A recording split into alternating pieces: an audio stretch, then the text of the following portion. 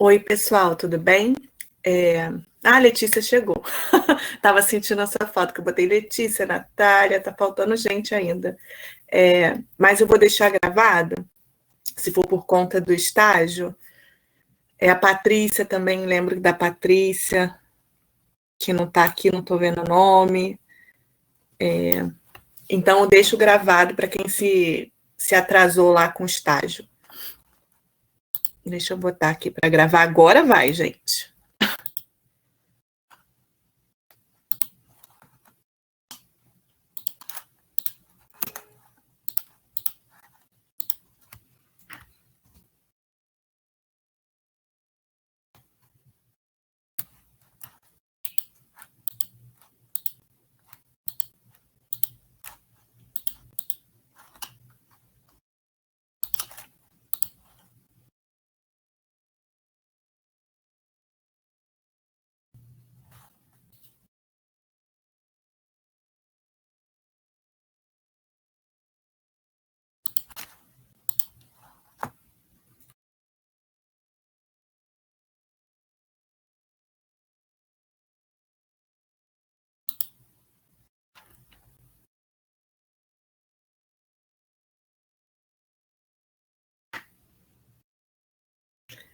Ah, Natália, o César aí. Que bom, que bom. Deixa eu botar lá. Peraí, deixa eu ver como é que tá no YouTube.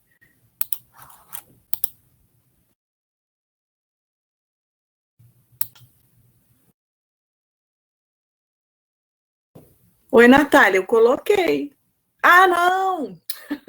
Eu mandei no e-mail, eu não consegui gravar. Eu não sei se vocês chegaram a ver. Apareceu só, tipo, 40 segundos de eu falando, ó, tá gravada, a aula tá gravada. Quando a gente foi pro Google Meet, não gravou. Agora tá. Agora, e eu já entendi um pouco o que que aconteceu. Hoje vai. Peraí. Go live.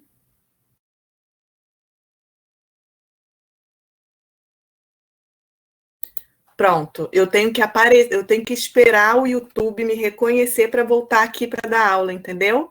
Eu não fiz isso. Agora tá indo. Essa vai ficar gravada com certeza. Eu acho que essa última aula não ficou gravada, gente.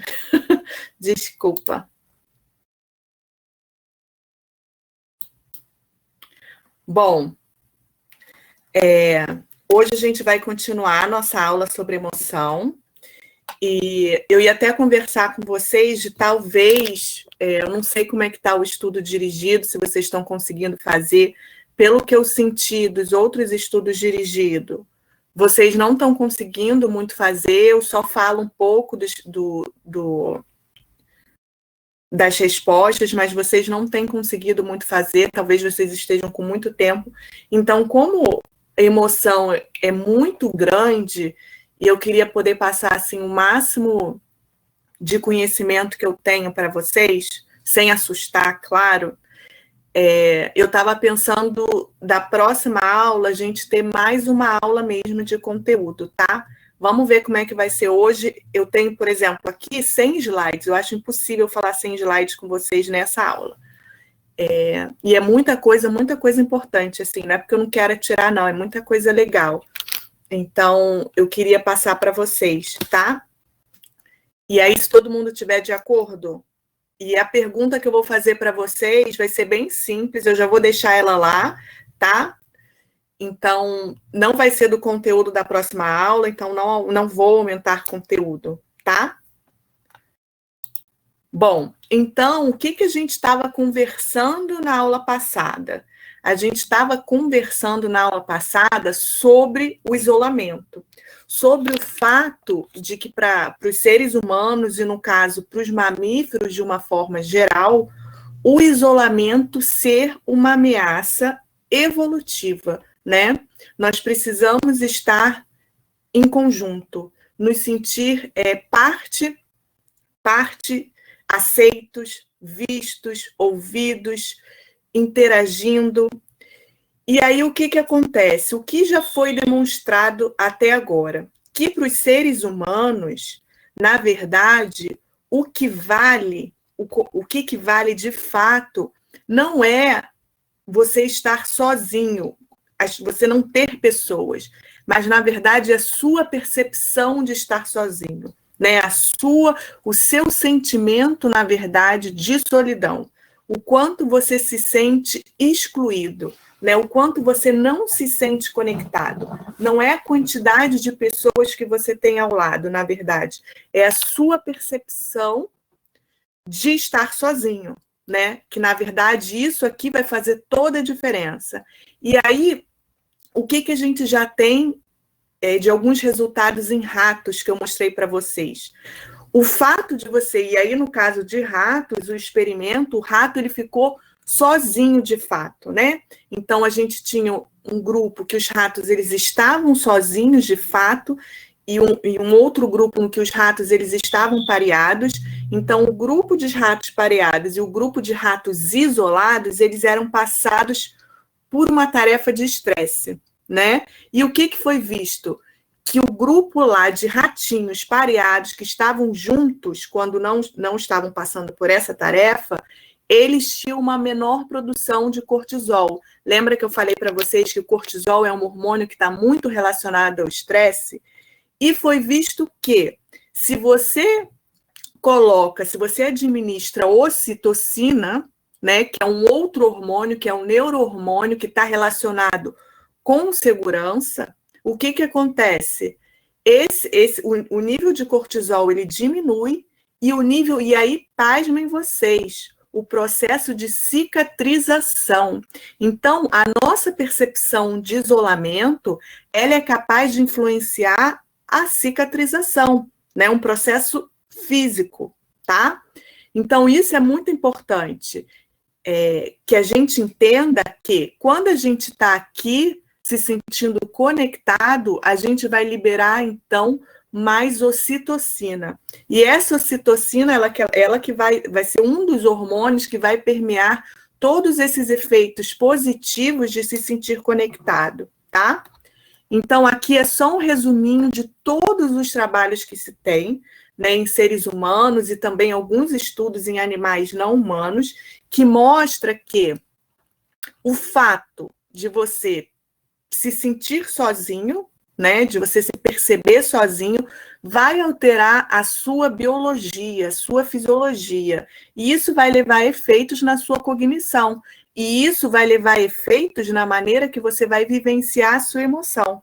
Então, só o fato de você se sentir sozinho, então a gente vai ter um aumento do tônus simpático, lembrando que o tônus simpático aumenta a sua frequência cardíaca, vai aumentar a adrenalina circulante no seu sangue, vai aumentar a noradrenalina, tá? Você vai ativar aquele eixo HPA, esse eixo HPA, ele é subjacente, a ativação deles é subjacente a diversos transtornos mentais, que você vai ter esse eixo HPA, né? Vai liberar muito cortisol, você vai diminuir o seu controle inflamatório, a sua imunidade viral, a sua qualidade do sono, como a gente viu, vai afetar o seu padrão de cicatrização, vai diminuir sua memória, você vai se tornar hipervigilante. Então, o que vai acontecer quando você se torna hipervigilante? Você vai detectar mais pistas de ameaça. Em contrapartida, quando a gente se sente conectado, você tem uma diminuição desse tônus simpático. Lembra que eu falei para vocês que o tônus simpático, quando ativado de uma forma muito constante, isso daí é um fator de prejuízo para a saúde física, né? Não só física, mental também. Então, você vai ter uma diminuição do tônus simpático, uma diminuição do eixo HPA, com uma menor liberação de cortisol, vai aumentar a sua imunidade, vai aumentar o seu controle inflamatório, você vai dormir melhor, você vai ter uma memória melhor e você vai ficar menos hipervigilante. Então, você se torna mais capaz de quê? De detectar pistas de segurança no ambiente, tá? Tem uma pergunta aqui da Ana, vou ler. Professora, como se dá essa questão da cicatrização em um CTI, por exemplo? Existem trabalhos voltados para isso? Então, em CTI eu não sei, por conta do isolamento, entendi. Em CTI eu não sei se existe, na verdade. O que eu sei que existe é essa questão do isolamento, do contato em recém-nascidos, né? E isso é uma questão importante, porque como fazer com que aquela pessoa não se sinta, no CTI, né, não se sinta sozinho? Não sei, teria que procurar. Posso procurar para ver se tem alguma coisa já sobre isso, tá? E aí, gente, olha o que eu trouxe para vocês de nada. Na próxima quinta-feira eu vou procurar para você. Eu sei que em bebês prematuros, toda essa ideia do toque, do contato, de você ativar, e aí tem a ideia, corrobora, né, aquela teoria do Porges que eu falei para vocês, que o toque, o contato, ele vai te levar para esse sistema nervoso social, e isso vai proteger contra a morte súbita em bebês, porque essa é a ideia do Porges, né? Que essa morte súbita em bebês está muito atrelada à ativação do parasimpático. E que quando você tem um contato pele a pele com esses bebês, você consegue, então, ativar o sistema nervoso social e controlar aquele coração, né? Permitir a bradicardia desse coração não pelo parasimpático, mas pelo sistema nervoso social, aumentando a variabilidade da frequência cardíaca, protegendo esses bebês. Por isso é que tem essa ideia, né, do canguru, mesmo com o bebê recém-nascido, de sentir a pele da mãe, do contato com a mãe. E essa ideia que eu estou falando para vocês agora da CTI, do CTI eu não sei. E essa ideia de você não estar sozinho, de o fato de você se sentir sozinho, ser extremamente ameaçador, ela vem já de muito tempo das pessoas que trabalham tentando resgatar filhotes, né? E aí, o que tem em comum de todos os relatos dessas pessoas que resgatam esses filhotes e que depois introduzem esses filhotes no habitat natural, é que eles relatam, isso é super importante, que para a sobrevivência desse animal, né, que não é necessário apenas você achar um medicamento e alimento correto, que vai permitir com que eles sobrevivam. Para sobreviver, os filhotes precisam ser acariciados e precisam ter companhia, tá? Então, vem toda dessa ideia de que o toque, o contato, ele te traz, é um contato que te traz conforto, é o contato que vai fazer com que você produza ocitocina. Ah, mas aí que tá. Isso pode mudar para algumas pessoas, isso pode ser diferente? Isso a gente fala na média, a gente pensa nisso como um drive evolutivo. Mas como eu venho conversando, eu acho que foi com a biologia que eu conversei, isso pode mudar com traumas, com vivência, isso tudo pode alterar e o toque pode passar a não ser prazeroso. Lembra que eu falei para vocês que no caso do nosso mecanorreceptor aqui, mais potente ele é, quanto mais prazeroso a gente considera esse toque, quanto a gente considera esse carinho, então podem, de fato, acontecer coisas que vão deixar marcas e aí o contato ele passa a não ser mais um contato de conforto, tá? E isso para vocês, como psicólogos, como terapeutas, vocês já devem, né, intuitivamente perceber que isso não é regra, é o que acontece de uma forma geral, mas a vivência emocional que a gente tem pode levar para um outro lugar, tá? Bom, e aqui outro ponto importante que eu sempre falo e eu sempre repito na aula, porque o isolamento para os mamíferos, e nós somos mamíferos, e como eu conversei com vocês na aula passada, nós somos ultrassociais, nós precisamos cooperar. A percepção de isolamento social, ela é alarmante, né? Você vai transformar aquilo no alarme, angustiante, e o principal, ela é dolorosa, ela provoca dor, tá? Então, você se sentir sozinho, né? Não é você estar sozinho, é você se perceber sozinho, você se perceber excluído, você perceber rejeitado. Isso é uma dor.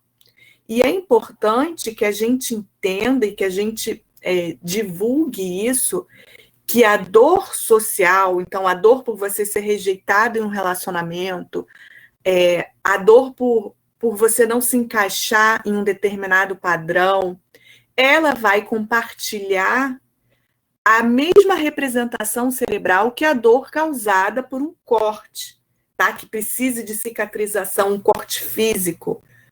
Então, quais são essas estruturas? Isso vocês não precisam memorizar, mas a gente vai ver a ínsula, tá? O córtex cingulado, o córtex somatosensorial.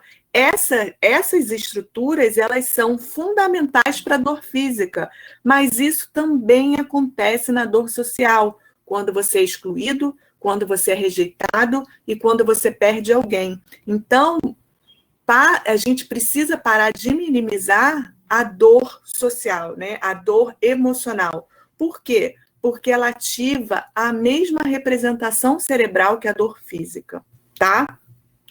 E vai acontecer as mesmas coisas. Essa dor social vai disparar a reatividade autonômica, endócrina e imune, vai capturar a sua atenção, e uma vez que capture a sua atenção, ela vai interromper qualquer comportamento corrente. Então, por exemplo, eu falo muito isso quando eu dou aula de neuroeducação. Não adianta você querer passar um conhecimento se você tem um aluno na sala sofrendo bullying. Por quê? Porque ele está em sofrimento, ele está sentindo dor. Toda a atenção dele, daquele organismo, vai ser para isso. Ele não vai ficar prestando atenção no que você está ensinando, no seu conteúdo, tá? E aí, o que acontece? Ele vai tentar, de alguma maneira, recuperar a segurança, né? Procurar por pistas de segurança. Então, a própria pista de segurança pode ser, inclusive, o professor. A própria pista de segurança para aquela pessoa que se sente rejeitada pode ser, inclusive, o terapeuta, tá? Então, isso a gente tem que entender, que essa dor, o fato, né, a percepção de isolamento, e isso é muito importante, né, porque é a percepção do isolamento, não é o fato de você ser uma pessoa mais solitária, de você ficar bem sozinho, não é nada disso. É a sua percepção de se sentir isolado, rejeitado, excluído. Tudo isso vai ativar no seu cérebro as redes neurais que a dor física por um ferimento, por exemplo, de faca vai fazer, tá? Então, isso é um ponto importante que eu queria falar para vocês.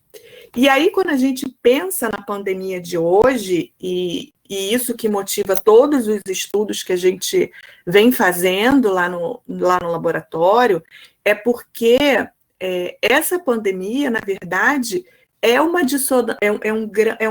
grande mismatch evolutivo, né? Por quê?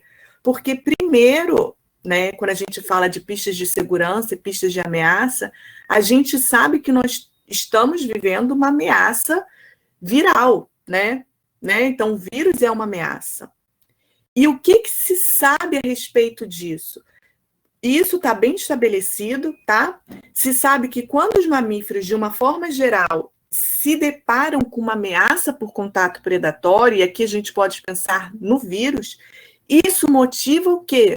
O contato social, o contato físico. Os mamíferos buscam por isso. Então, até quando eu falei ali, né, que quando a gente está na dor do isolamento, a gente para tudo e quer buscar por pistas de segurança.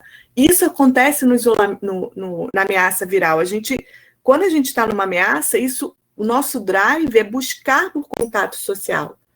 E o que acontece? A gente precisa, né, nos informar agora que, na verdade, esse contato social é uma ameaça, é uma outra ameaça. Então, a gente precisa o tempo todo informar de forma cognitiva, né, de forma voluntária para a gente que, na verdade, o contato, né, é uma maneira que o vírus tem de transmitir e que a gente precisa se afastar desse contato social agora. E aí, o que acontece nessa pandemia? Nós temos duas ameaças, né? A ameaça viral e a gente tem a ameaça evolutiva do isolamento. Então, por conta disso, a gente pensa como estaria a nossa saúde mental nessa pandemia, uma vez que, e principalmente agora, né, que tudo, né, a gente pensa que pode retomar um pouquinho melhor, mas por 1 ano e meio, a gente teve que abrir mão de bastante contato social. Nós tivemos que reduzir muito, ficar muito mais em casa. Vocês não estão tendo contato entre vocês, vocês estão assistindo aula online.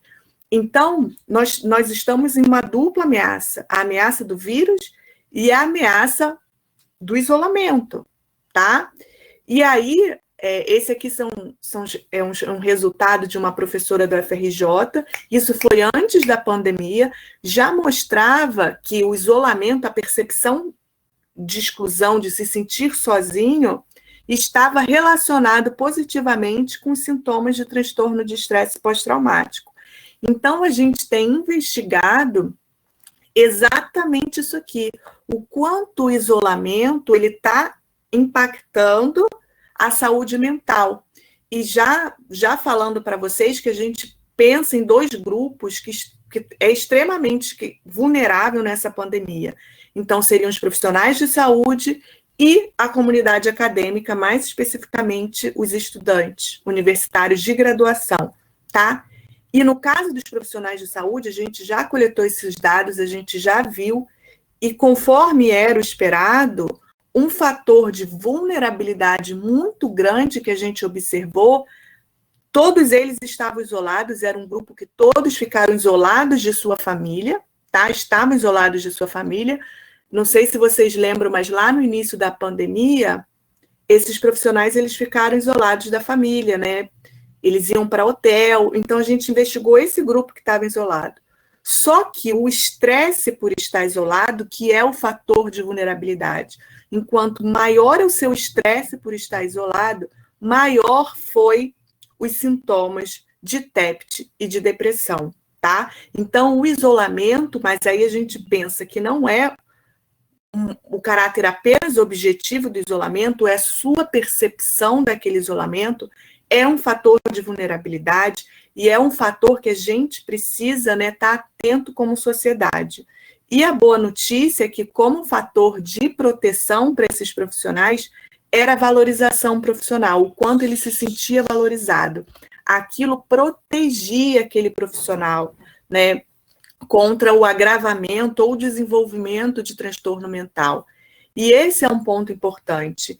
E, dentro desses profissionais de saúde, por incrível que pareça ou não, os profissionais de saúde mulheres e os de nível técnico, na verdade, os técnicos de enfermagem, era o grupo mais vulnerável para desenvolver diversos transtornos mentais. Quanto em relação aos estudantes, a gente ainda está coletando os dados, ainda está um processo, mas eu já adianto para vocês que tem muitos artigos por aí, na verdade, um artigo até aqui no Brasil, né, numa universidade do Rio Grande do Sul, mostrando que, dentre toda a comunidade acadêmica, os estudantes de graduação, eles estão apresentando altos sintomas de depressão e de ansiedade, altíssimo mesmo. Quando eu peguei para ver, eu fiquei beirando a 70% de sintomas de altos sintomas de ansiedade. Então, é uma coisa que a nossa comunidade precisa ficar de olho, tá? Bom, e aí, se alguém tiver alguma dúvida, pode falar, tá? E aí, saindo desse contexto das pistas de segurança, né, no fato de que existe essa ideia do Porges, de que o fato de você se sentir seguro já seria a base do seu tratamento, já seria a base dali por recrutar, né, todo aquele sistema nervoso social que estaria associado com a saúde física, né, e mental. A gente vai falar um pouco da neurocepção de ameaça, quando a gente detecta pistas de ameaça. Que lembrando que é super importante que a gente detecte pistas de segurança e que também detectemos pistas de ameaça, né? Porque você está vendo um predador, uma arma de fogo, e você está lá, né, bradicardia pelo vago, liberando ocitocina, achando todo mundo confiável. Não, você precisa ter uma neurocepção que te vai fazer ter uma resposta de defesa quando você está num contexto de ameaça, tá? Bom, e aqui, isso aqui é um modelo que a gente chama o modelo de cascata defensiva, né? É um modelo que está preservado nos diversos animais. A gente vai ver que no ser humano, esse modelo de cascata defensiva, depois da imobilidade tônica, que é o último recurso, ele vai ter outros, né? Como, por exemplo, o desmaio. O ser humano, ele culmina no desmaio, no seu auge lá da sua cascata defensiva. Então, essa cascata defensiva, ela vai ocorrer de acordo com a avaliação da ameaça. Então, quando essa ameaça está distante, na verdade, você detecta ela, né, mas a ameaça, o predador ainda não te detectou. Você teria uma paralisia, né, uma imobilidade, que a gente chama de imobilidade atenta, ou freezing. Conforme você avalia essa ameaça como se tornando mais iminente, mais próxima, você tende a lutar, a fugir. Caso você não consiga fugir, você luta. E caso lutar, você já não consegue, você está lá no seu último recurso de defesa, você entra na imobilidade tônica, tá? Então, a imobilidade tônica é quando você tem a paralisia total, você tenta gritar, mas você não consegue, você tenta fugir, mas não consegue. Seria o último recurso de defesa. Então, a imobilidade tônica é num contexto de ameaça à vida, um perigo extremo, tá? Então, lembra que eu falei para vocês?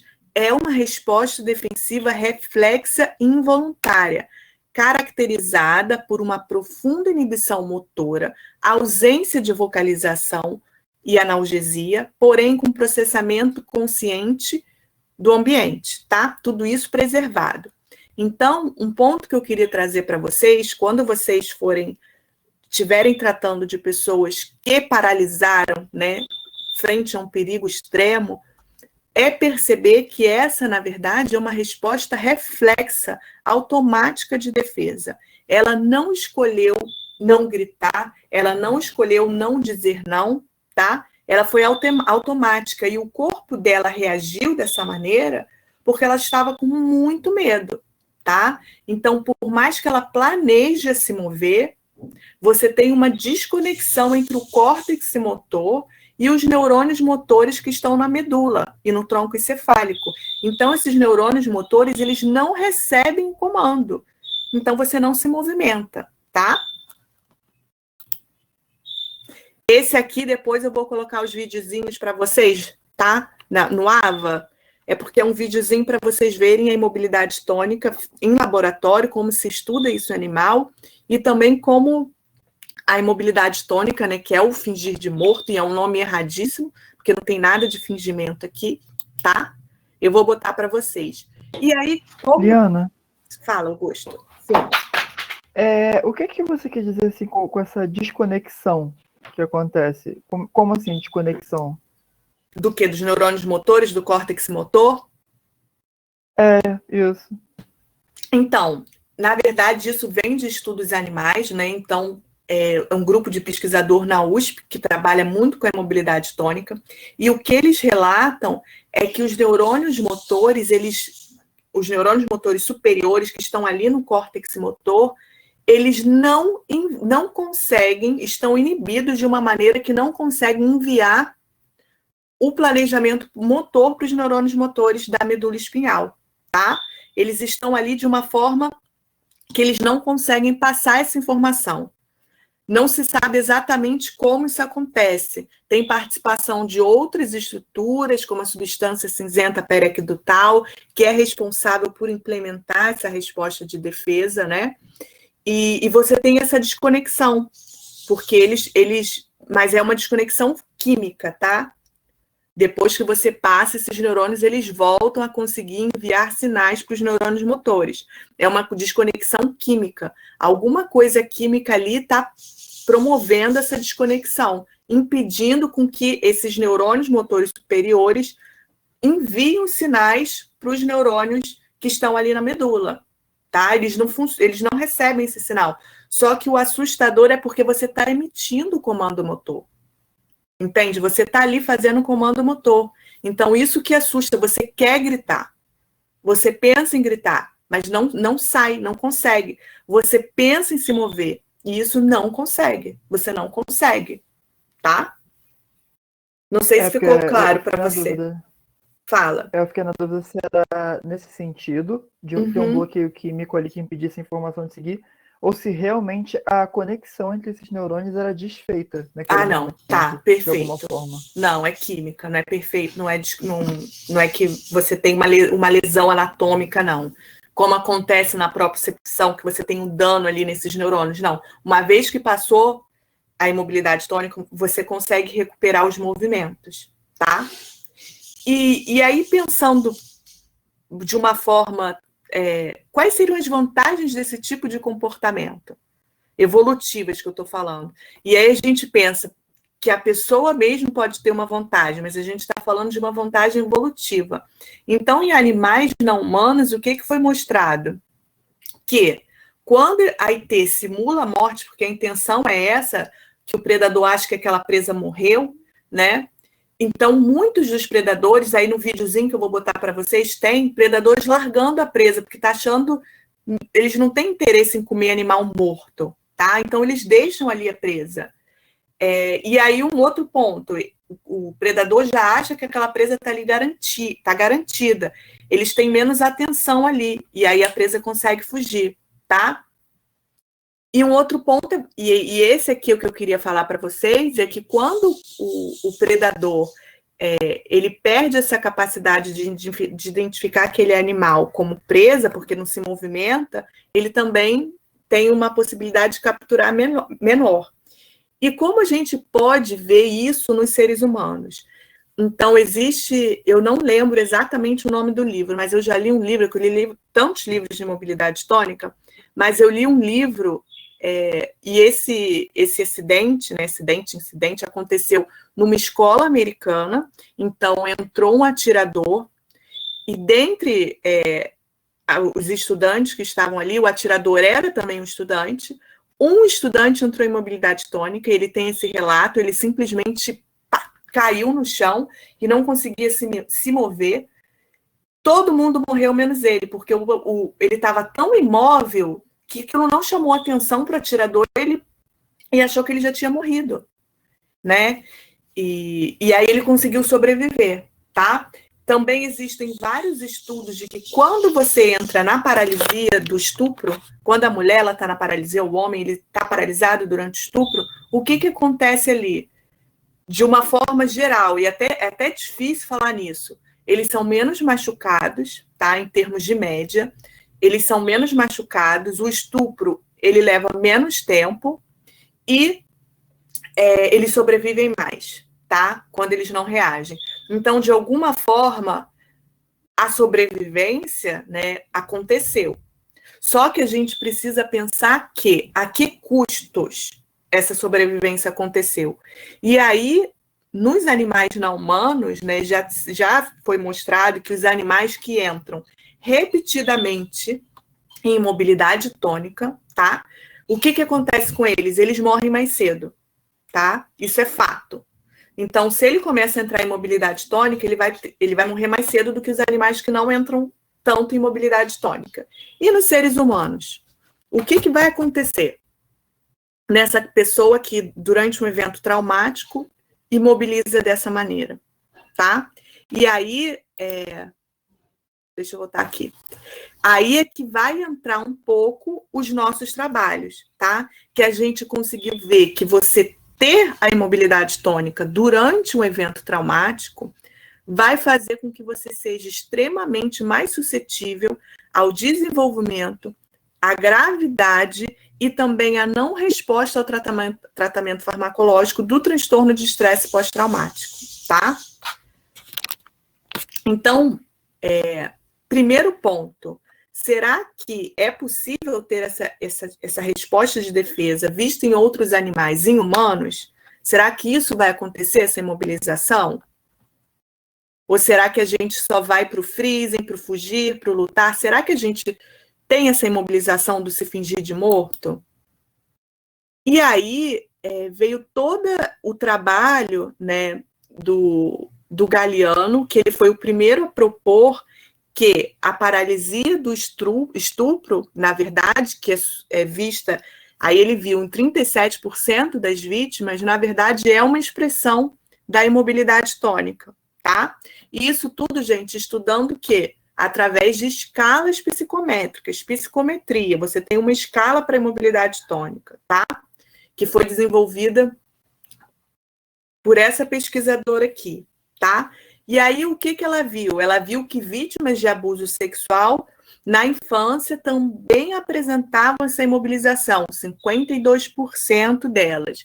E aí, isso aqui foi o nosso trabalho, a gente fez esse trabalho com o pessoal do IPUB, da UFRJ, no ambulatório de transtorno de estresse pós-traumático, tá? E o que a gente viu? Que 43% dos pacientes vítimas de violência urbana apresentavam imobilidade tônica. Então, o que a gente ampliou aqui? A imobilidade tônica, ela vai acontecer durante o estupro, porém, ela também vai acontecer em outros tipos de traumas. No caso de violência urbana, ela pode acontecer, tá? E não é restrito às mulheres, ela acontece em homens também, tá? E muito mais, e aí quando a gente pensa no ser humano, muito mais, tá? Do que o quanto aquele evento traumático de fato é um evento extremamente perigoso, a sua percepção de perigo é o que vai determinar, tá? Porque no animal, para a imobilidade tônica acontecer, você precisa muito do contato físico, certo? Quando você vai no laboratório induzir aquele animal em mobilidade tônica, você vai fazer o contato físico do animal, ele precisa se sentir restrito, sem conseguir escapar. Só que o que a gente está vendo aqui com o ser humano? Que o fato do perigo ser inescapável, ele é muito individual, tá? Então, a gente começou a investigar abuso, a gente foi para a violência urbana, onde tinha arma de fogo, onde tinha um contato, mas depois a gente começou a ver que essa imobilidade, esse perigo inescapável, o quanto aquilo era aterrorizante, era muito mais devido à sua percepção, tá? Tem uma pergunta aqui. Ah, não, Letícia. Ô, gente. Tá bom, Letícia vai precisar sair para a seleção do estágio. Quem precisar sair, deixa eu checar aqui. Tá gravando no YouTube. Eu vou botar o link lá, tá? Não se preocupem. Boa seleção para quem for. Espero que não vá todo mundo. Não me deixe aqui sozinha falando para o YouTube. Tá tudo lá gravado agora. Por favor. E aí, o que é, e a gente já falou bastante, o que é o TEPT, né? O que é o transtorno de estresse pós-traumático que eu tanto trabalhei, né? Na verdade, ele agora, pelo DSM-5, né? Ele é categorizado como transtorno relacionado a trauma, estressores. Ai, Ingrid, também. Ai. Tá bom, gente. Boa sorte lá, boa seleção. Como faz minha filha chorando. Mas vamos lá. Podem ir todos, tá? Que tiverem que ir. Não se preocupem, não. Vai estar lá gravado. Então, gente, o transtorno de estresse pós-traumático, voltando, é um transtorno relacionado a trauma e estressores. Para ele acontecer, você precisa de um evento traumático, tá? Precisa de um trauma. Então, diferentemente da ansiedade, da depressão, esse transtorno mental, para acontecer, você precisa vivenciar um trauma. E existe, gente, e vocês vão ver cada vez mais que existe uma discussão enorme na literatura, porque o DSM-5 ele foi super rigoroso para caracterizar o que é trauma. Então, por exemplo, para você considerar trauma, você precisa ter exposição a episódio concreto ou ameaça de morte, lesão grave ou violência sexual. Então, traumas que envolvam humilhação não são traumas. Traumas que envolvam doença, que não tenha ocorrido uma doença numa outra pessoa, por exemplo. Eu perdi minha mãe faleceu de câncer, e foram 4 anos de luta, né? E esses 4 anos, eu não posso, né, segundo o DSM-5, eu não posso ter desenvolvido trauma para esse evento traumático. Eu só poderia ter TEPT se a minha mãe tivesse morrido do dia para a noite. Fosse uma morte inesperada, tá? Então, o DSM-5, diferentemente do DSM-4, ele está muito rigoroso no que a gente pode considerar trauma. E eu já adianto para vocês que lá no ambulatório do IPUB, chega muita gente com esses sintomas, fecha para diagnóstico de TEPT, porém o trauma não é nenhum desses aqui. Então, vocês vão ver que existe toda uma discussão, psiquiatras de um lado, psiquiatras de outros, psicólogos de um lado, psicólogos de outro, para entender o que, na verdade, a gente pode considerar trauma que vai levar ao TEPT, tá? Então, o TEPT ele vai ter esses 4 grupamentos de sintomas. Então, quem é diagnosticado com TEPT vai reviver o trauma. Então, ele vai ter flashbacks, recordações afetivas sobre o trauma, vai evitar, aí ele evita pensamentos, lugares, pessoas. Muitos pacientes, às vezes, como a mãe ou o marido estavam envolvidos no trauma, ele passa a evitar, tá? Vai apresentar alterações negativas no humor e cognição.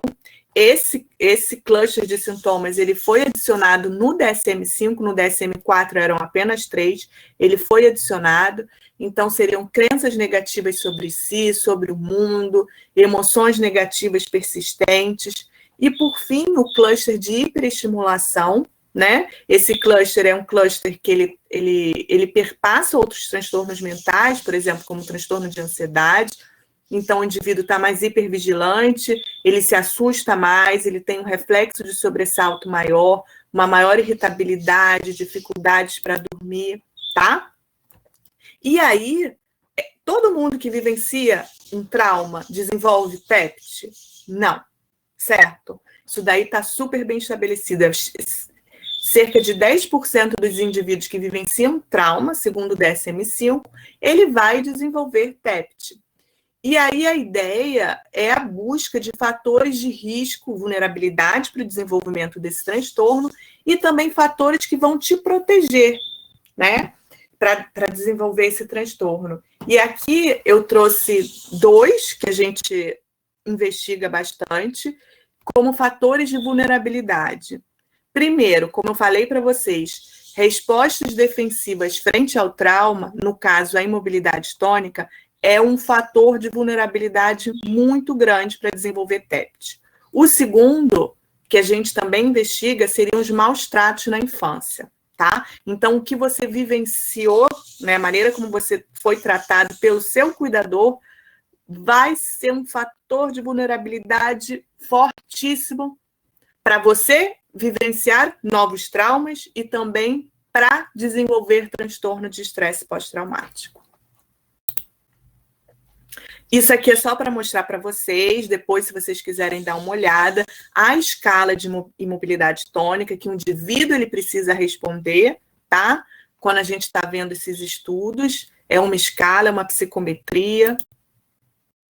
E aqui é só para, não está dando para vocês enxergarem, espero que nos slides, quando eu mandar o slide para vocês, vocês consigam ver todos esses trabalhos que a gente fez com imobilidade tônica e transtorno de estresse pós-traumático. Então, isso aqui é só um popurrí para mostrar que a imobilidade tônica durante o evento traumático, ele foi o mais forte preditor para a gravidade de TEPT em pacientes com TEPT, tá?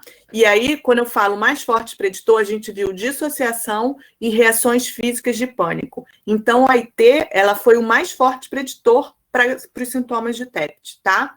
Então, você ter tido IT te torna mais vulnerável, por exemplo, do que você ter dissociado ou você ter tido uma reação de pânico no evento traumático, tá? Isso também foi visto em amostras não clínicas de estudantes universitários. A gente não olhou só estudantes universitários, a gente estudou adolescentes, tá? Tudo isso mostrando que a IT, você ter IT, está associado à gravidade de sintomas de TEPT. E, pasme, ao pior prognóstico de TEPT. Esse aqui a gente já discutiu na aula passada, então, vou passar com vocês rápido, porque isso a gente já viu, que no laboratório, esses pacientes com TEPT foram levados ao laboratório, e a gente viu que os que apresentavam IT ficaram mais imóveis, com aumento da frequência cardíaca, ouvindo seu trauma. Lembram disso? Eu falei isso para vocês. E aqui eu trouxe para vocês a relevância da gente saber dessa resposta de defesa. Lembra que eu disse para vocês que eu ia trazer o e-mail que a gente recebeu, que o nosso grupo recebeu, depois desses artigos serem publicados? Então, é esse o e-mail aqui que a gente recebeu, para a gente ver a importância. Por quê? Porque você ter essa paralisia é assustador, mas também te leva a uma culpa e uma vergonha enorme, tá? Então, o e-mail é o seguinte: a mulher fala assim: eu queria agradecer por toda a pesquisa que você fez sobre a relação entre mobilidade tônica e agressão sexual. Aí ela fala que faz 6 anos que ela deixou o noivo e parou com o ciclo de abuso doméstico, mas ainda está lutando com os efeitos do TEPT, tá? Então ela diz, durante anos, e isso é importante da gente ter na cabeça, ela ficou tão envergonhada com a experiência. Eu senti como se estivesse, e olha o sentimento da pessoa que tem mobilidade tônica, presa dentro do meu corpo, e pudesse apenas assistir e chorar silenciosamente. Eu não conseguia me mexer, nem falar. Ela, inclusive, diz aqui que a audição dela ficou fraca.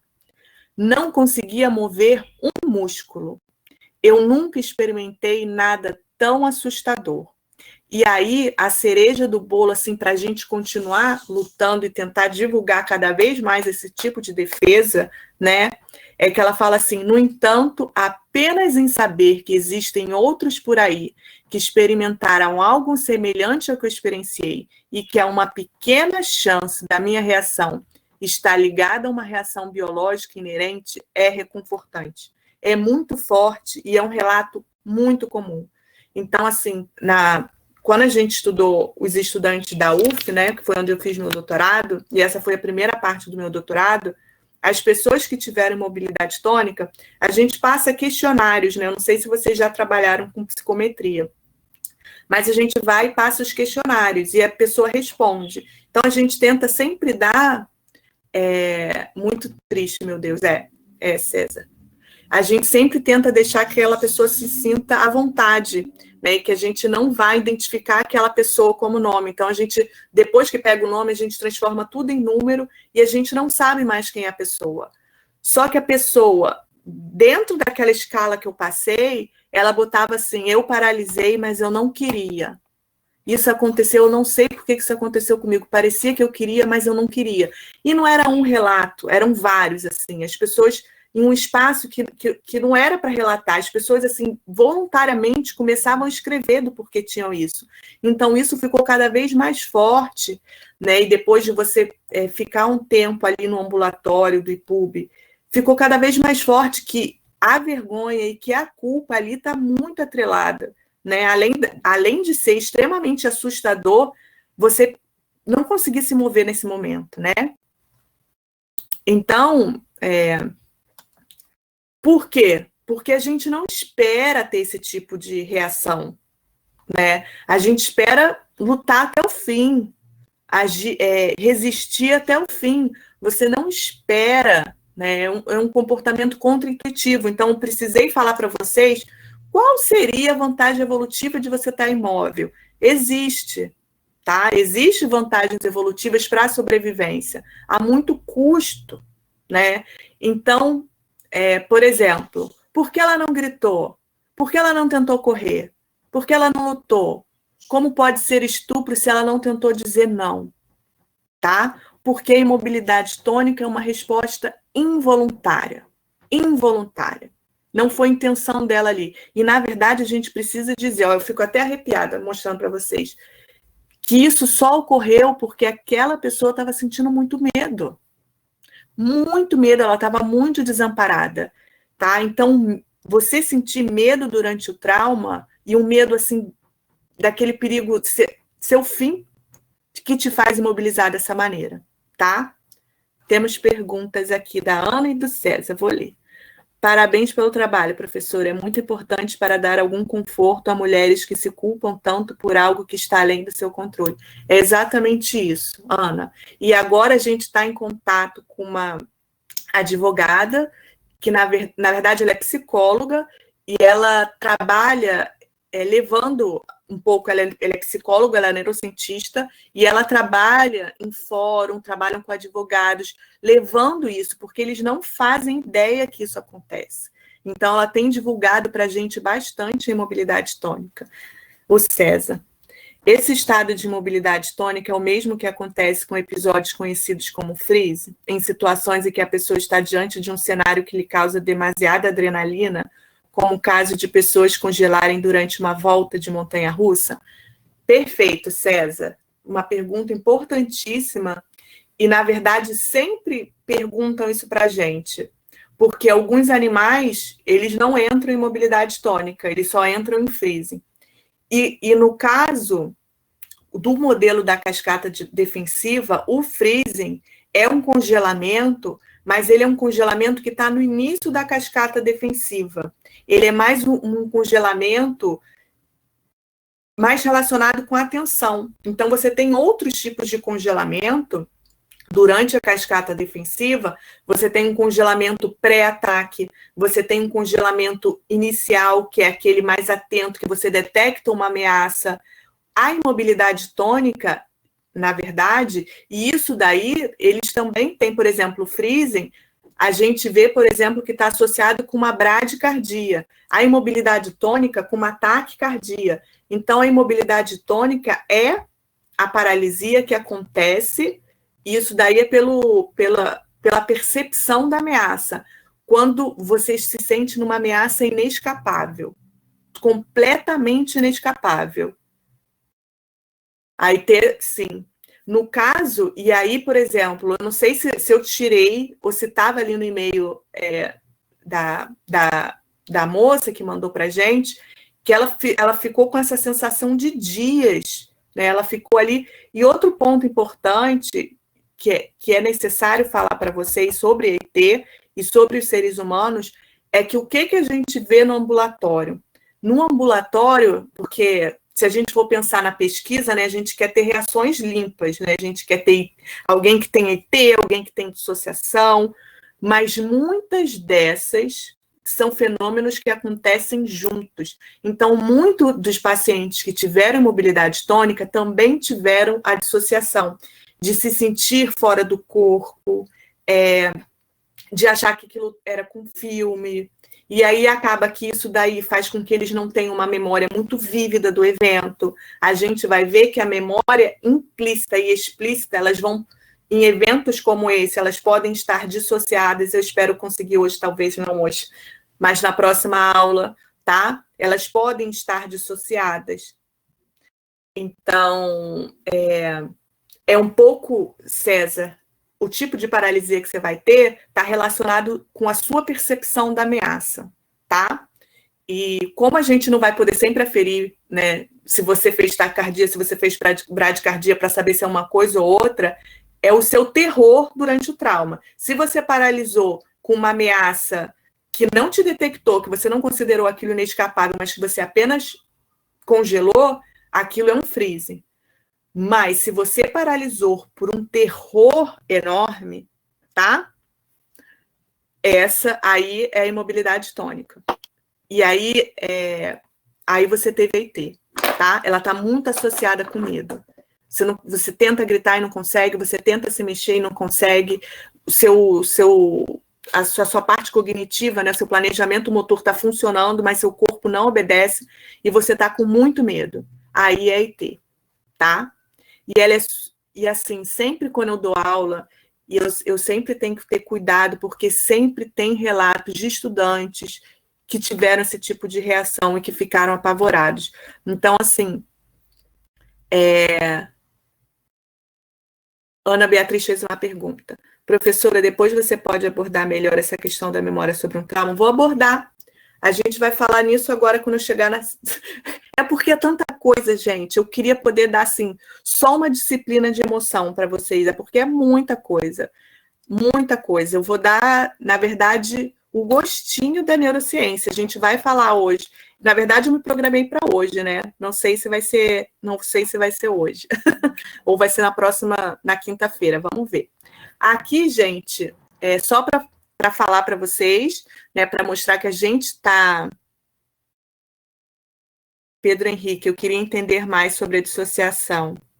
Eu posso te mandar material sobre dissociação, a escala sobre a dissociação, porque é muita coisa, e o que eu gosto de dar aula na psicologia é porque quando a gente dá aula para biologia, ou para medicina, para enfermagem, é difícil apresentar tantas ideias e contradições, né? E aí, quando a gente sai um pouco da parte biológica e sabe que existem vários olhares para a mesma coisa, quando a gente fala de dissociação, existe um grupo na literatura que acredita que a dissociação e a imobilidade tônica fazem parte do mesmo fenômeno. E eles lutam e brigam por isso. O meu grupo, a gente vem mostrando que, na verdade, a imobilidade e a dissociação são fenômenos diferentes, tá? São respostas diferentes, apesar de, em muitos casos, elas acontecerem juntas. Eu posso mandar material para você sobre isso, Pedro. Na verdade, eu vou botando lá no AVA. Vou botando um monte de coisa lá no AVA, tá? Então, porque a dissociação também é um fator de vulnerabilidade muito grande para a TEPT, tá? Eu só não vou saber, assim, agora de cabeça, o padrão fisiológico da dissociação, isso eu não vou saber. As áreas recrutadas na dissociação, mas a dissociação, inclusive, ela é super importante, por exemplo, para o TEPT, né?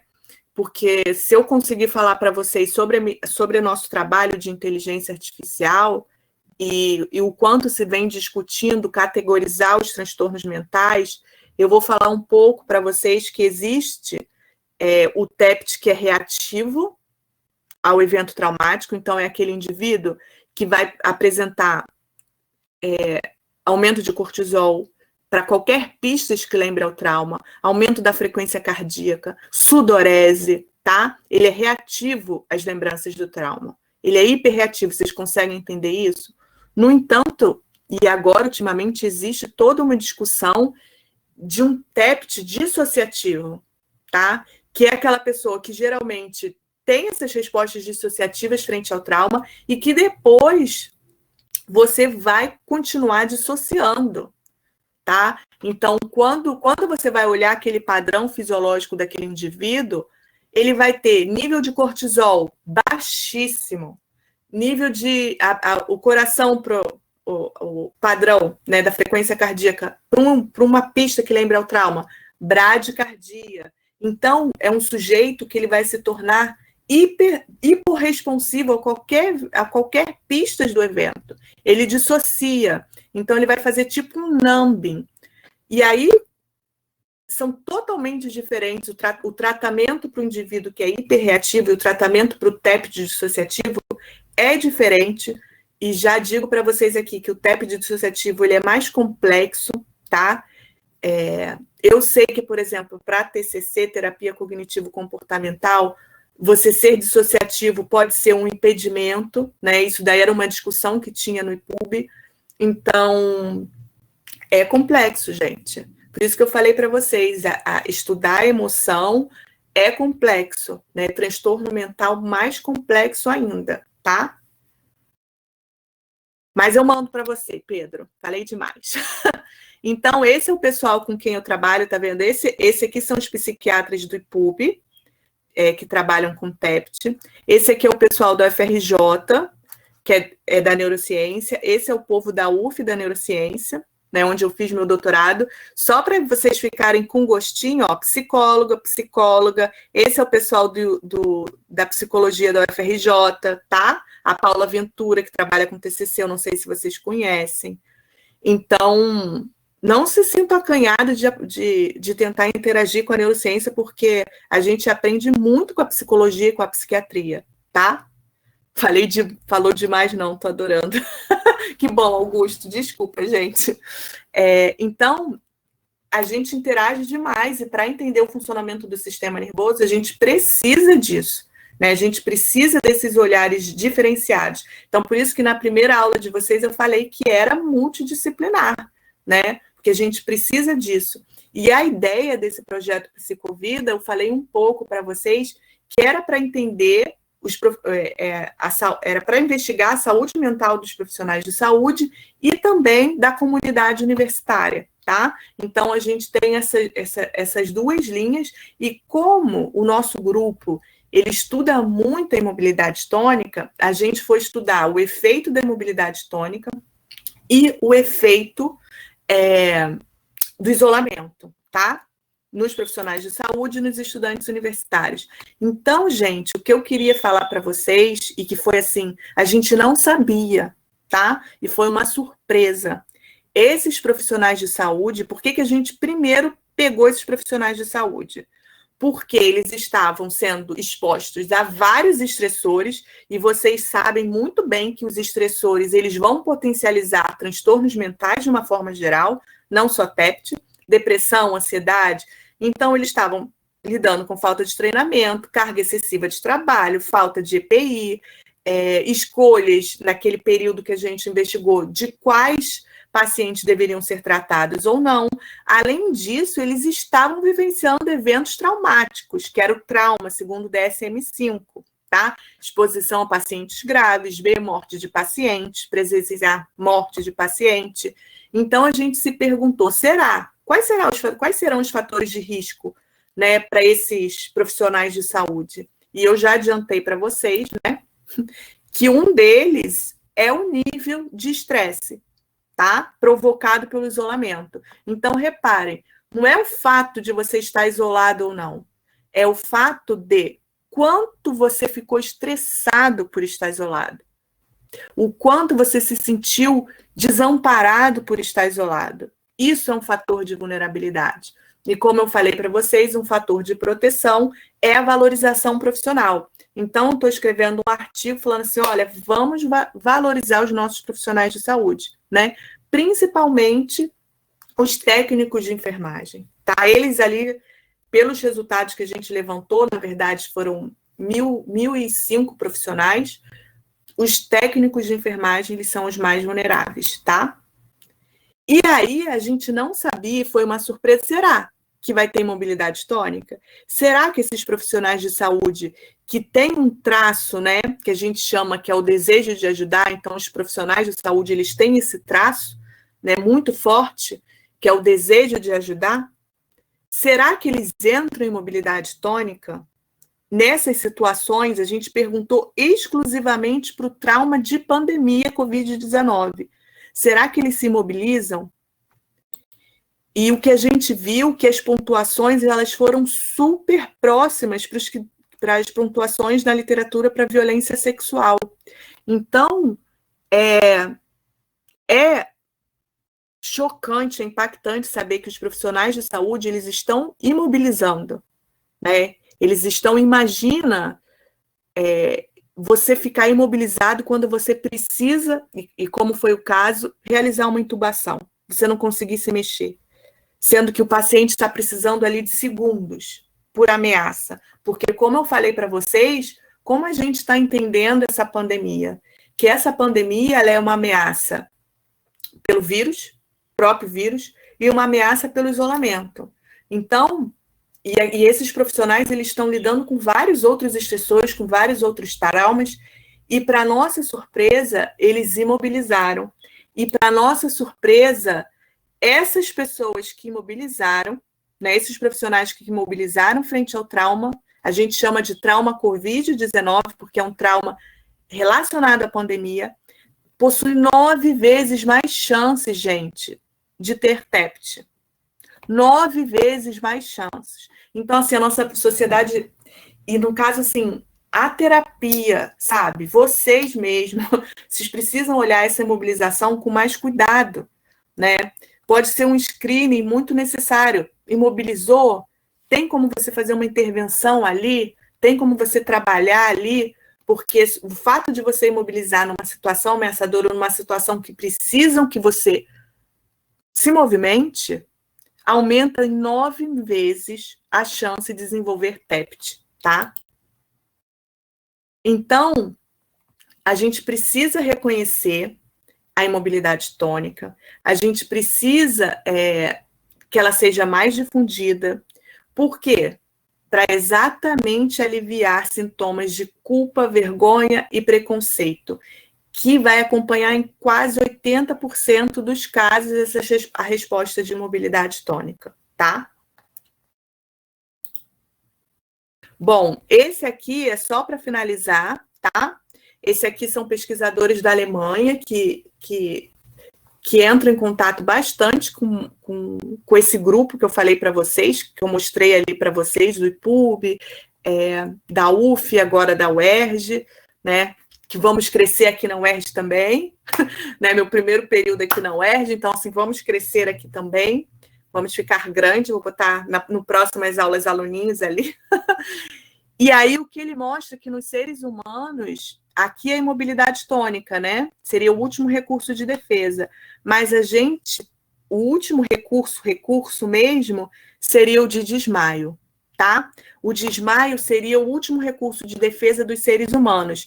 E para o Pedro, que gosta bastante de dissociação, todas essas, o que esses pesquisadores propõem é que todas essas reações aqui, elas vão aumentando o nível de dissociação, tá? Então, você vai ter, se vocês conseguirem olhar aqui, ele vai falando que todas essas reações aqui estão acompanhadas com um aumento de dissociação. A dissociação, ela vai permear essas respostas, tá? Bom, e aí, para finalizar essa partezinha, né, do fato da detecção de ameaça e de fatores de vulnerabilidade de TEPT, eu só queria trazer para vocês o quanto a vivência, os nossos traumas na infância, eles são fatores de vulnerabilidade a esse transtorno, tá? E aqui, qual foi, nesse trabalho que a gente desenvolveu, qual foi o que a gente trouxe de novo, né? Então, vocês intuitivamente, não sei se vocês já viram em artigo, mas intuitivamente vocês devem saber que existe muito estudo no abuso sexual e no abuso físico, tá?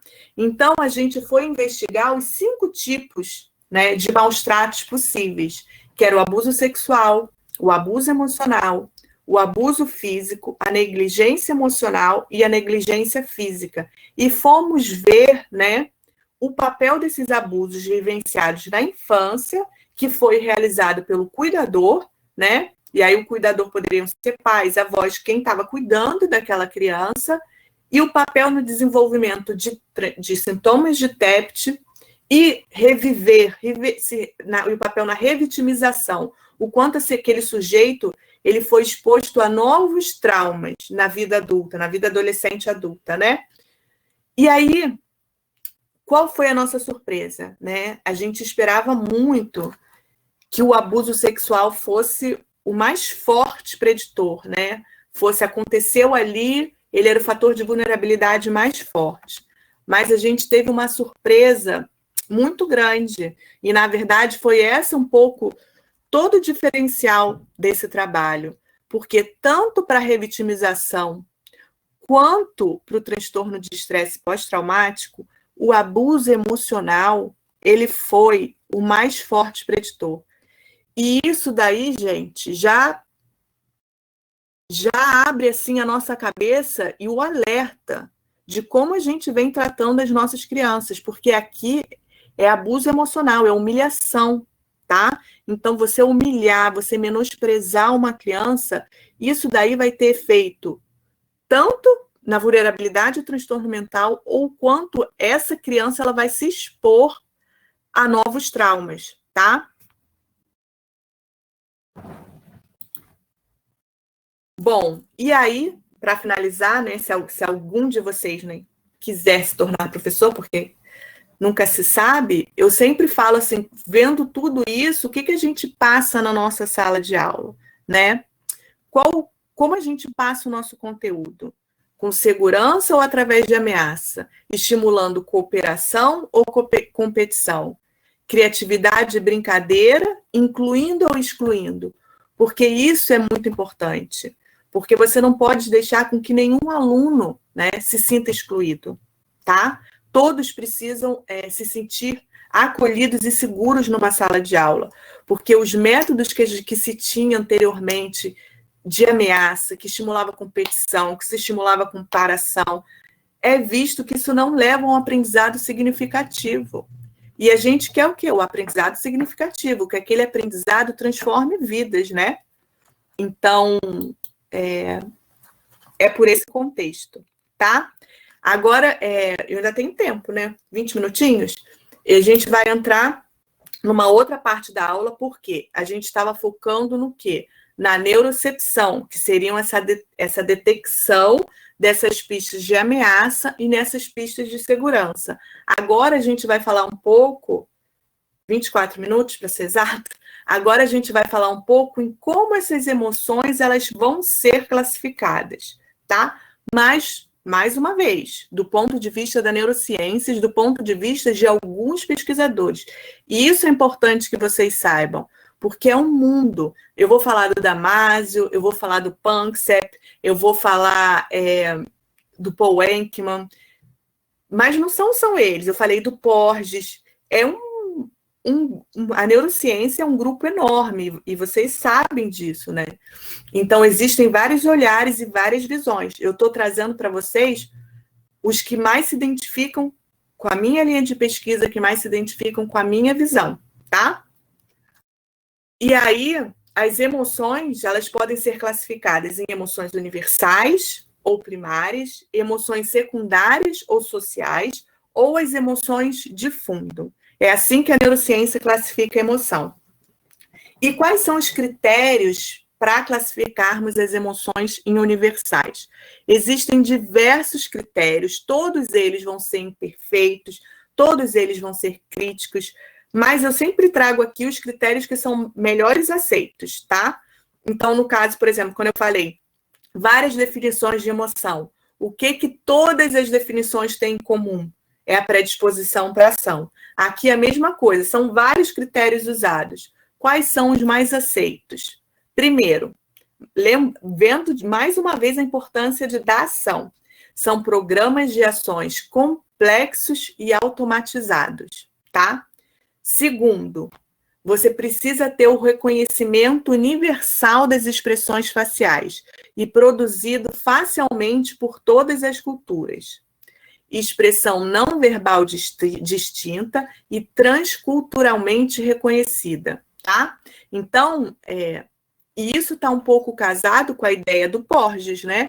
Que é a importância da nossa face, tanto para a detecção das pistas de ameaça e principalmente para a detecção de pistas de segurança, porque muito das expressões emocionais, elas vão ocorrer no nosso rosto, na nossa face. E as emoções universais, elas vão produzir alterações faciais que independem da cultura, tá? Peraí, gente, tem pergunta aqui. Professor, uma dor social pode desencadear TEPT? Vitor, perfeita a sua pergunta. Por quê? Lá vou eu falar de novo para caramba. Porque existe, já entrando aqui, que existe uma discussão. Por quê? No DSM-5, que foi lançado, eles tiraram completamente tudo relacionado à dor social, à humilhação, a término de namoro, a divórcio, e só entrou como trauma pontos muito específicos, como, por exemplo, violência sexual, morte, como, por exemplo, se eu vivencio uma perda, e como foi meu caso, que minha mãe faleceu por um câncer, né, e foram 4 anos do diagnóstico ao seu falecimento, esse tipo de evento eles não consideram trauma, porque foi uma perda gradual. Para eles considerarem morte como um evento traumático, ela precisa ser abrupta. Então, minha mãe precisava ser assassinada, tá? Ou então ela ter tido um infarto, e eu não estava esperando. Isso pode desencadear TEPT. O que eu vou falar para você da experiência que eu tive no meu doutorado, da experiência que eu tenho ao escutar outros psicólogos e psiquiatras falando?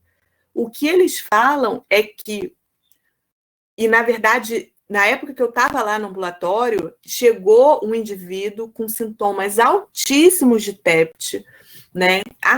O padrão era TEPT, com sintomas, e ele, na verdade, tinha sido humilhado publicamente no seu trabalho.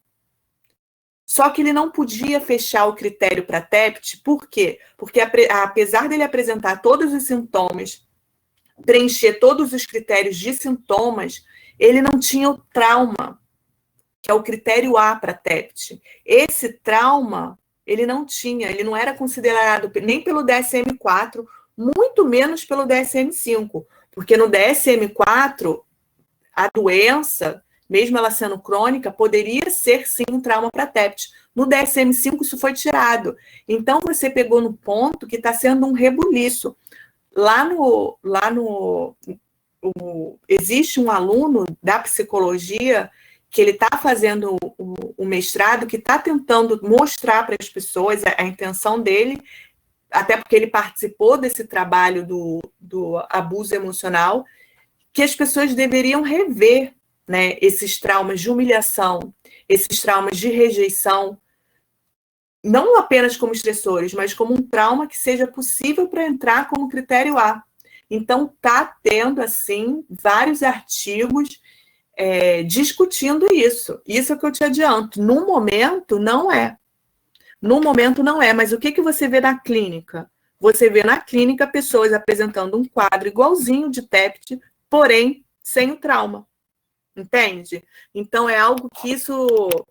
E aí você vai ter um grupo de psiquiatras, psicólogos contra o DSM-5, achando o DSM-5 horroroso, e um outro grupo concordando, entende? Eu, pessoalmente, eu acho que eles foram muito rigorosos agora no DSM-5.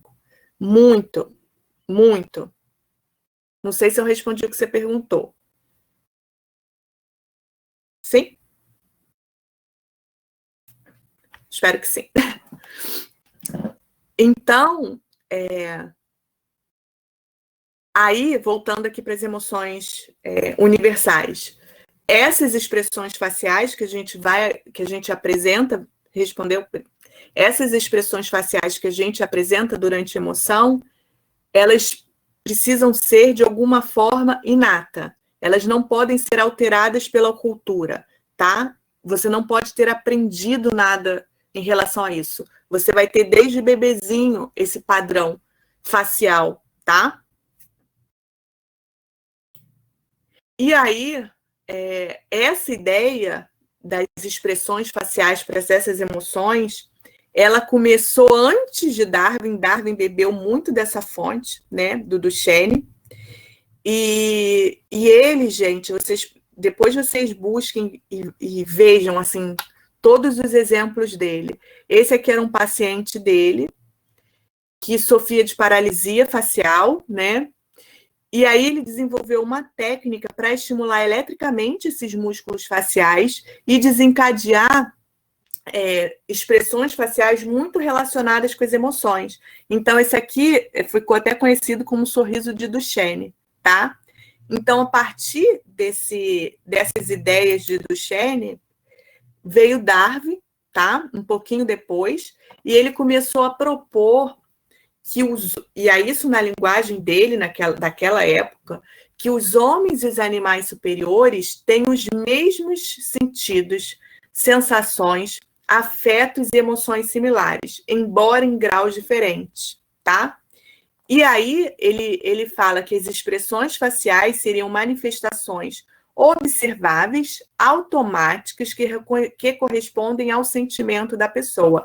E aí, no livro dele, ele compara a expressão de raiva do chimpanzé com do ser humano, né? E ele faz essa comparação dizendo que é bastante similar, tá? Bom, e a partir daí, foram essas ideias das expressões faciais, até que, em 1960, Paul Ekman reviveu tudo isso. Então, assim, só para contar para vocês, ele era um pesquisador que queria provar que o significado da expressão facial era aprendido socialmente e que a interpretação do significado facial das emoções variava entre culturas. Essa era a proposta dele, tá? Ele queria mostrar isso, que na verdade Darwin estava errado e do Sherrington também. Então ele tinha essa ideia, tá? Só que, e isso, gente, é o que eu mais amo na ciência, porque você pode ter a sua teoria que for, você achar a coisa mais bonita, os dados vão te mostrar outras coisas, e foi o que aconteceu com ele. E aí acabou que ele, o Paul Ekman, não sei se vocês já viram esse filme Divertidamente, teve consulta de diversos neurocientistas, o Paul Ekman foi um deles, tá? Para ajudar a criar essa animação da Disney, da Pixar. E ele que começou, então, a ver que, na verdade, ele categorizou 6 emoções como sendo as emoções universais, porque ele percebeu, e ele fez diversos estudos, e ele percebeu que o povo lá de Nova York, ele vai identificar as expressões faciais feitas pela tribo de Nova Guiné, e a tribo de Nova Guiné ele vai classificar as expressões faciais feitas pelo pessoal de Nova York, tá? E ele foi em diversas tribos isoladas, porque, na verdade, ele queria comprovar o contrário, né? Que as expressões faciais, na verdade, elas eram aprendidas na cultura e que isso variava de uma cultura para outra. E ele viu que, pelo menos até o momento, essas 6 expressões eram expressões universais. Não dependia da cultura. Não dependia de onde você estava, tá? E aí, o que até o momento, a neurociência considera como emoção universal? Raiva, medo, nojo, surpresa, alegria e tristeza. Se vocês forem vendo Divertidamente, eles não colocaram a surpresa, tá? E aí eu achei super estranho. Falei assim, gente, mas por que se eles pegaram... E eles acharam que poderia ficar muito complexo e não colocaram. Mas tem uma entrevista lá do diretor falando isso, que ele sabia que a surpresa era uma emoção universal, mas que eles optaram por não colocar porque iria ficar muito complexo, tá? Bom, aqui seriam as expressões realizadas, né, pela população dessa tribo isolada de Nova Guiné. E aqui, pelo que eu lembro, o Paul Ekman, ele falava assim para essa pessoa assim, faz uma cara como se você tivesse encontrado um animal que está morto há 2 semanas. Faz uma cara como se seu filho tivesse morrido. E aí ele levou isso, e essas expressões eram facilmente reconhecidas pelo pessoal de Nova York, e eles também reconheciam as expressões do pessoal de Nova York facilmente, e daí ele foi fazendo vários outros trabalhos, e ficou essa ideia de que essas 6 seriam as emoções universais, porque elas não dependiam da cultura, e o aprendizado era sempre, e a face sempre representava a mesma coisa, tá? Essa aqui é a filha de uma amiga minha, de 2 anos, e aí a gente, olha só, a gente fazendo loucuras com os nossos filhos. A gente também testou com os nossos filhos, né? Contava alguma coisa e pedia para fazer. Então, são emoções universais nesse aspecto. E aí, um outro ponto importante é falar das emoções sociais. E aqui eu queria deixar claro para vocês uma coisa. Nós temos as emoções universais, tá? Mas essas emoções universais não tem como eu falei para vocês, que eu quero que vocês saibam, nós somos o quê? Animais ultrasociais, tá? Nós somos. Nosso cérebro, ele é emocional e ele é social. E não tem como você não ter mais essas emoções universais, não ter aprendizado, não estar atrelado ao social. Não é isso, tá? Você vai ter. E cada vez mais nos seres humanos, cada vez mais nós que somos extremamente sociais, vamos ter, tá? Mas elas são mais primitivas. E elas, apesar de estarem super atreladas ao social, elas são conservadas evolutivamente. É nesse sentido, tá? Não é que as outras emoções que eu falei ali não estão relacionadas ao aprendizado social, ao contexto social, não é isso, tá?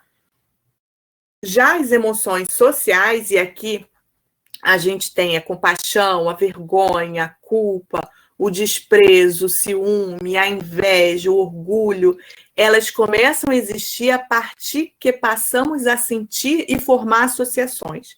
Então, elas surgem por associações, desencadeadas em situações sociais e têm papel importante no grupo social.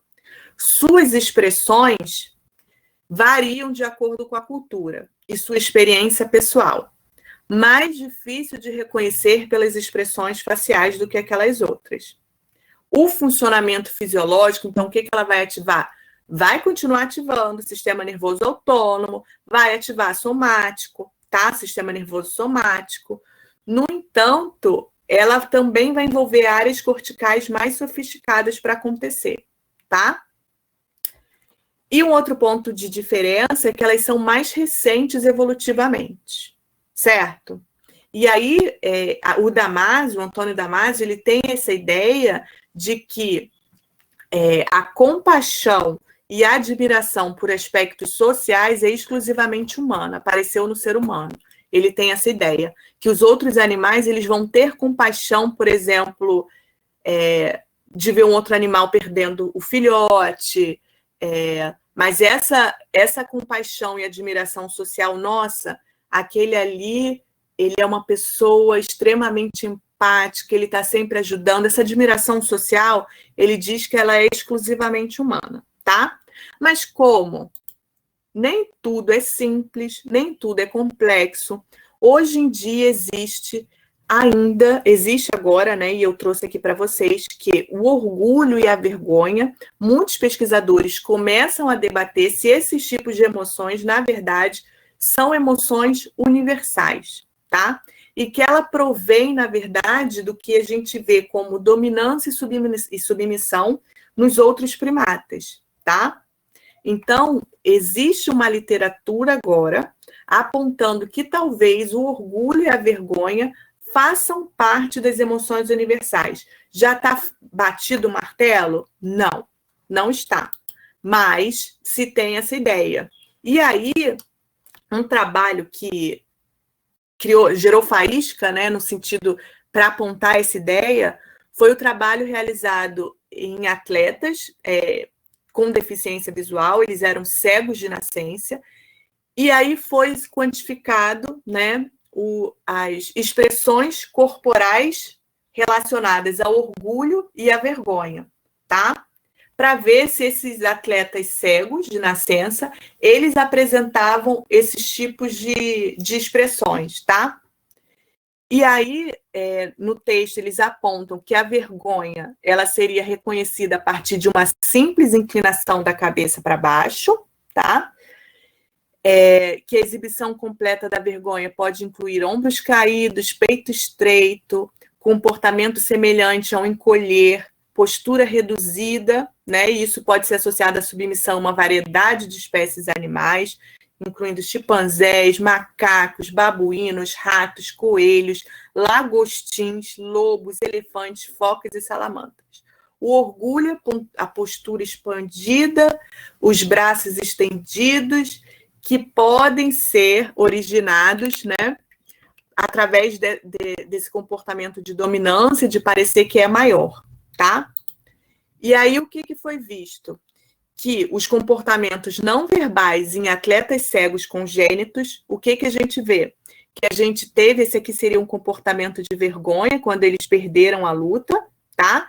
Então, olha só, eles tiveram esse comportamento de ficar encolhido quando perderam a luta, e eles também tiveram um comportamento de estender os braços e de se tornar maior quando eles venceram a luta, tá? E aí, quando a gente vai para os comportamentos não verbais, né, dos atletas com visão preservada, eles têm uma menor resposta de vergonha, tá? Do que os atletas cegos congênitos. O que o autor propõe é que, de alguma forma, eles estão ali, eles aprenderam socialmente a suprimir esse comportamento de vergonha. Então, lembra que eu falei para vocês que os trabalhos da neurociência apontam que quando você reprime uma emoção já instalada, isso daí, se você faz isso de forma rotineira, isso é muito prejudicial à saúde mental. É disso que eu estou falando. Eu não estou falando que eles com certeza aqui estavam com vergonha e reprimiram. Mas eu digo no sentido, isso é uma hipótese dos autores, mas eu digo no sentido, se você constantemente tem essa estratégia de regular a sua emoção através de suprimir de forma corporal o que você está sentindo, isso daí é um fator de vulnerabilidade muito forte para transtorno mental, tá? Você não expressar a emoção. Então, a sua face, você reprimir, né, aquele comportamento automático, então, se você está feliz, de fazer sua face de felicidade, sorriso, se você está triste, se você, de forma constante, começa a reprimir isso é um fator de vulnerabilidade muito grande, tá? E aí, os resultados mostram que os atletas cegos congênitos exibem comportamentos não verbais de vergonha durante a derrota. Isto sugere que as expressões comportamentais associadas à vergonha são inatas. No entanto, esses comportamentos em atletas com visão podem ser intencionalmente inibida de acordo com as normas culturais. Isso aponta ainda precisa de muito estudo, tá? Mas existe essa ideia, sim, de que a vergonha e o orgulho possam ser emoções inatas, tá? Eu ainda tenho mais tempo, gente? Para entrar tá praticamente no final. Tá? São 2h07 agora. Nossa. Sério, Augusto? Com que horas acaba a aula? Que eu ia entrar agora, gente, no sistema límbico. Então, acaba 2h10? Ana. Então, aponta os 16 alunos que estão aqui comigo. A gente pode não fazer o estudo dirigido na aula que vem, só ter uma pergunta? E eu termino a aula, porque é tanta coisa que eu queria falar. Vê se vocês concordam. Por mim, ok. Flávio, ok. Por mim, tudo bem. O assunto é muito interessante. Por mim também. Júlia, sim. Quantos já temos? 1, 2, 3, 4, 5. Pessoal, quem cala, consente. Sim, 6. Quem cala, consente. Então, por mim, tudo bem, mas voltei agora. Obrigada, Letícia. Por mim também. Então tá, 6, 7. Ótimo. Então, na próxima aula, a gente vai falar, então, do sistema límbico, vamos falar da amígdala, vamos falar da ínsula, vamos falar da tomada de decisão. Eu acho que não vou conseguir falar dos transtornos mentais para vocês. Enfim. Mas a gente vai ter uma boa visão. Eu vou botar hoje, já, para vocês já irem se preparando. Tá? Já vou botar hoje. Não vai ser nada demais, gente. Fazer uma pergunta bem básica para vocês. Espero eu que seja básica, né? Na minha cabeça tá básica. Então tá, então até quinta-feira eu vou dar aula para vocês na quinta. Não vai ter estudo dirigido, tá? Então, beleza. Beijo, pessoal. Obrigada. Deixa eu parar. Essa vai. Deixa eu ver agora. Tá gravando, gente. Tá achando o quê?